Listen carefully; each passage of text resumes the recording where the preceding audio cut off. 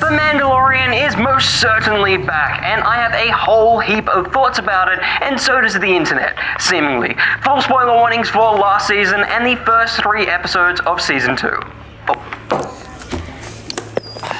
Oh, the whole removing the helmet thing? I mean, look, you're YouTube commenters. You're barely considered living beings.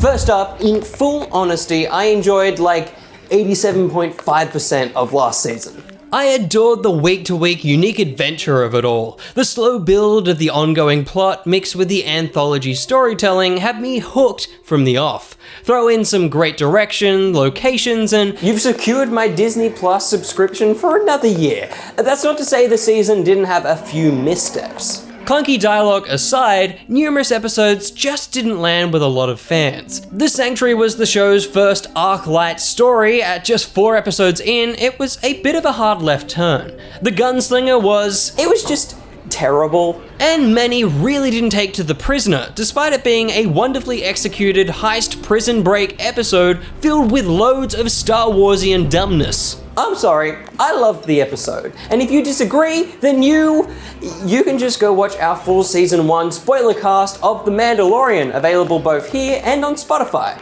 But all up, I enjoyed season 1, and I couldn't wait to find out where the child was going to end up, where his clan was, where the Jedi were. How did this new season take off?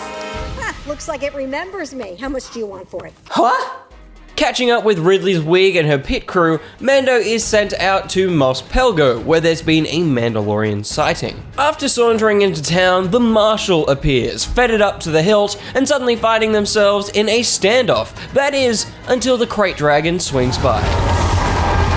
I loved this. It's a tropey as balls concept for sure, but so is Star Wars, sometimes tropey and racist. But it tries its best. I adored the imagery of the desert town. The vast open lands of Tatooine that we've seen countless times over still felt fresh and desolate. We've obviously already visited Tatooine last season in Chapter 5, the worst one. That was a case of what not to do in every aspect. Terrible dialogue, pacing, and wasting the ever-living Carabast out of Ming-Na Wen. And most of all, the crammed-in fan service. But thankfully, Chapter 9 seems to have taken all of that to heart and built upon its failures, most notably using the fan service to flesh out the planet, namely in the men, women, and children. Whilst Chapter 5 introduced the concept of ASL amongst the Tuskens, this episode digs deeper, proving just how wrong we were to judge them when they brutally attacked the protagonist of the original film. I mean, George certainly picked a side. We see how the Tusken Raiders travel as a clan, how peaceful they are until provoked. Heck, even those creepy dogs from Attack of the Clones are given a "you're not so bad." The Star Wars galaxy has always been full of interesting and unique cultures, so it's always rewarding to see one of them be given a new perspective. But no matter how much more detail the Jawas, the Tuskens, the Mon Cala are given, Banthas are still just stupid animals. Apparently. Look, I fully acknowledge going back to Tatooine is getting old. As Finn would say, why does everyone want to go back to Tatooine? But it does have a purpose here. I really just wish it wasn't wasted last season, because it would have been a little bit more surprising if it had turned up here, but The Mandalorian is a show that just kind of builds and builds on itself, so a little bit of backtracking is kind of to be expected. Now, can we just talk about the direction in this episode and the season in general? Cinematic is an understatement. From dark, ominous streets to cold, isolated caverns to this stunning sunset on Trask, Star Wars has never looked so good. Oh, and the action? Man, I mean, maybe it's just coming off the back of The Boys, where the choreography and editing just looked atrocious. But Mando's action is so fluid and character-driven. Hits feel heavy, blaster shots purposeful. No shaky cams, no hidden fights, just shooty, punchy, blowing up bantha fun. Oh, and speaking of, as the Krayt Dragon emerges and the aspect ratio blows out to full IMAX for the rest of the episode, the Marshal's direction lifts to a whole new level. Jon Favreau went all in on this episode. I can't even fathom what the budget is this season. I just can't wait to see where we're going next. But one last thing on this first chapter, Cobb Vanth. From the moment he wandered into frame, I was down for this new scoundrel. And that face, Timothy. And yet again, this episode succeeds where the gunslinger didn't. This character could have easily been a Han Solo clone, but through clever writing and characterization, he found his own, and I am so excited that he is in live action. From the little bit I read of him in the Aftermath books, loved it. So cool that he's here. Seeing a version of his origins play out was a ball, further building Tatooine up as a junk planet that's just waiting to be taken over. Then when he returns to weed out the thugs and Iron Man it up, what a thing. There was actually a brief moment where I thought, is this the new protagonist? Is the show called The Mandalorian so we can just swap out a Mandalorian and just continue on with that? Because like, Timothy, I'm fine, but no. Mando saves the day, reclaims the armor, the Tuskens get their sword after Pearl, and he rides off into the sunset. And then, the return of a fiendish Fett. Oh, buddy, what could possibly be up next? Oh.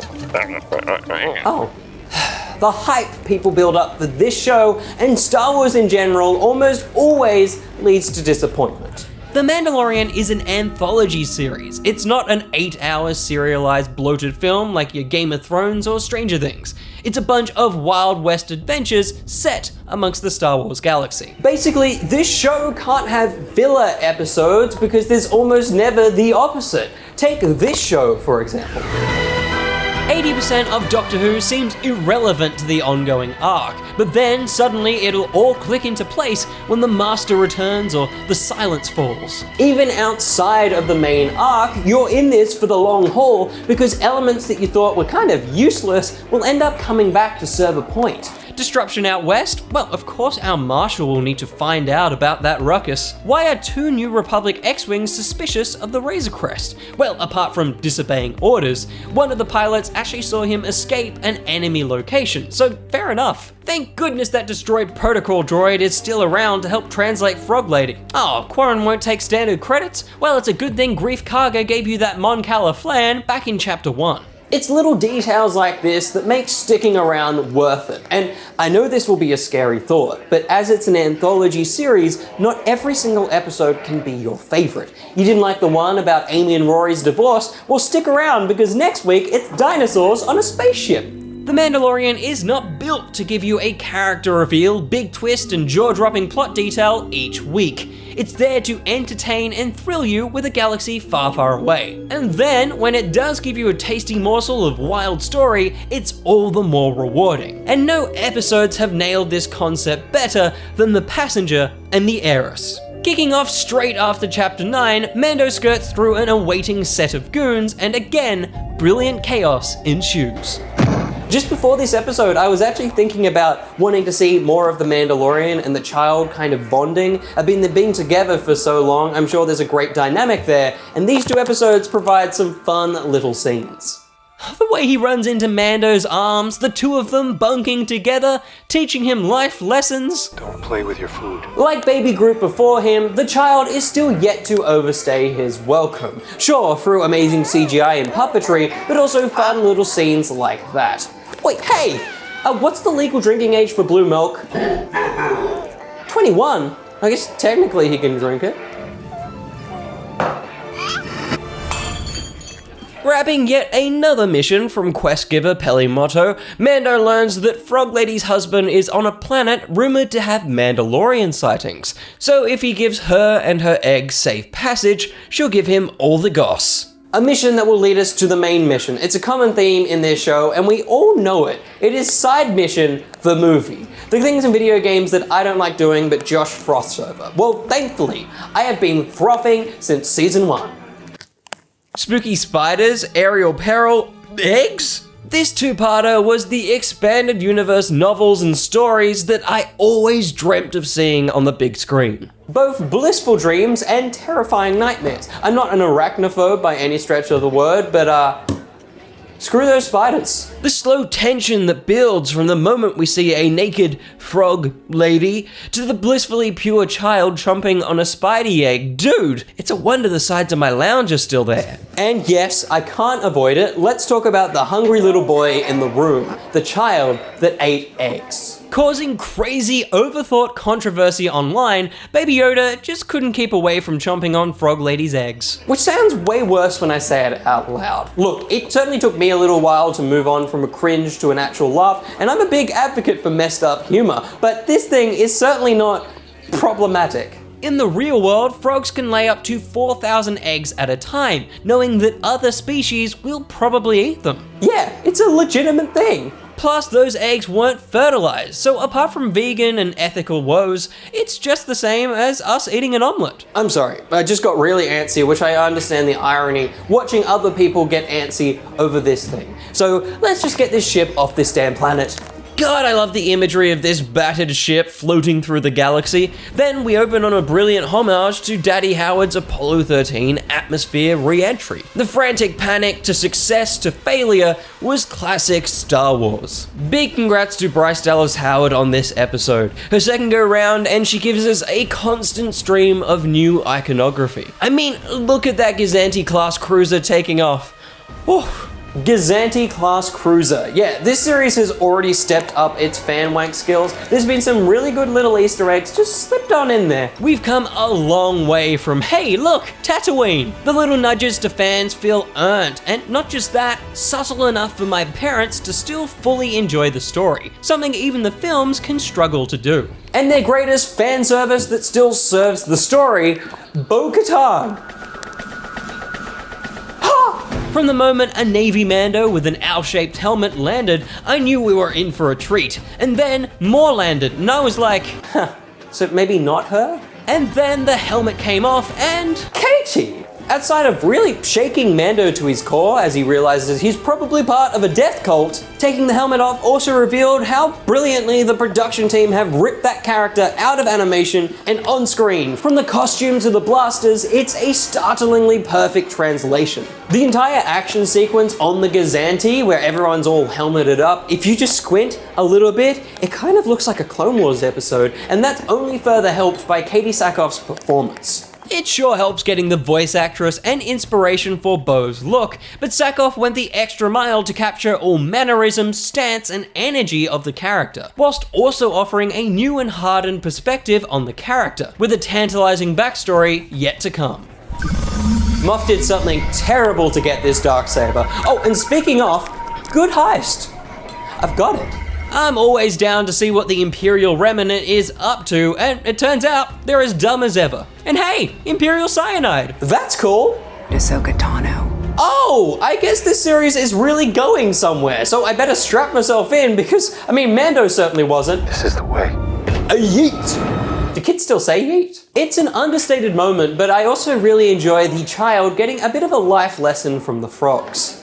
What the f*** does that mean? Who knows how long he's been held captive, what horrors he saw at birth.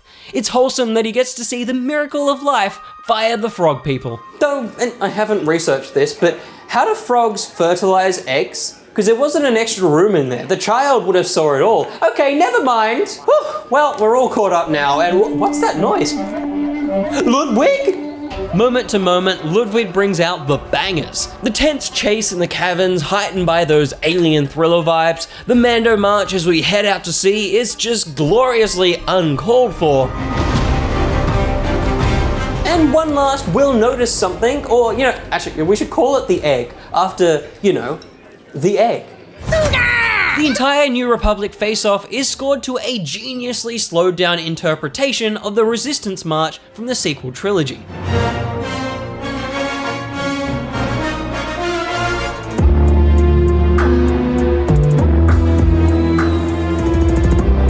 Not only twisting it to fit the Mandalorian texture, but reshaping it to put the New Republic in a state of unease, with the audience unsure exactly where they stand. Also, hi Dave! I think I might need another glass of spearing cap to get me through to the next episode. I've talked way too long, so it's time for you to talk. Let me know down in the comments what you thought of the first 3 episodes, how the season's shaking up, and how all of this went down.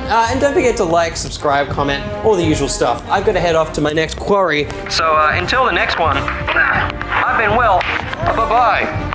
Ah, you little bugger. This guy needs a better diet. See ya!